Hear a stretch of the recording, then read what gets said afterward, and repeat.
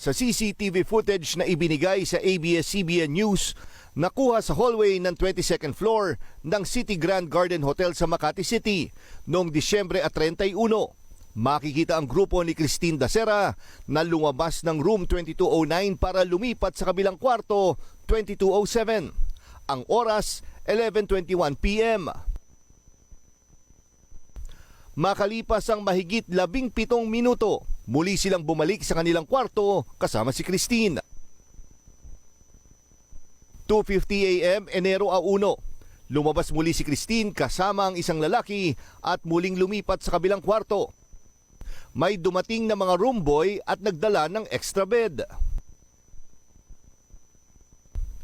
2:52 AM, bumalik si Christine sa kanilang kwarto sa 2209 kasama ang isang lalaki. Sa mga sumunod na minuto, ilang lalaki ang naglabas-masok sa kwarto at lumilipat sa kabilang kwarto. 3:15 AM, lumabas din si Christine at lumipat sa kabilang kwarto.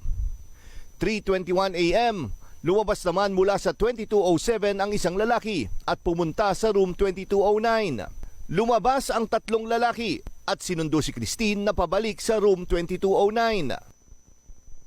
4:39 AM, lumabas ng room 2209 si Christine kasama ang isang lalaki at bumalik sa kabilang kwarto. 4:52 AM, muling bumalik silang dalawa sa room 2209. 5:05 AM, makikitang nakikipaghabulan pa sa hallway si Christine sa kanyang kaibigan. 6:23 AM, mula sa kabilang kwarto, binuhat pabalik sa room 2209 si Christine ng isang lalaki. Si Christine pa mismo ang nagbukas ng pinto ng kwarto. 7:23 AM, isa-isang nag-alisan ang nasa room 2207 at nakunan silang sumakay ng elevator. 9:02 AM, may isang lalaki mula sa room 2209 ang umalis na rin. 12:22 ng tanghali, bumukas ang pinto ni na Christine at sumilip ang isang lalaki. 12:23, may dalawang lalaki ang kumatok sa pinto ng room 2209 at kinausap ang mga nasa loob. 12:27, dito na makikitang isang wheelchair ang dinala sa kwarto nila Christine. 12:30, nang ilabas sa kwarto si Christine sakay ng wheelchair. Dinala siya sa klinik ng hotel bago dalhin sa ospital. Marami pang tanong ang dapat masagot sa pagkamatay ni Christine, pero ang CCTV footage na ito ang isa sa mga ebidensyang tinitignan ng piskal sa kaso.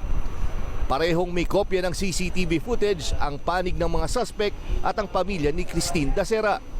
Pero humingi pa ang pamilya ng namatay na flight attendant ng karagdagang CCTV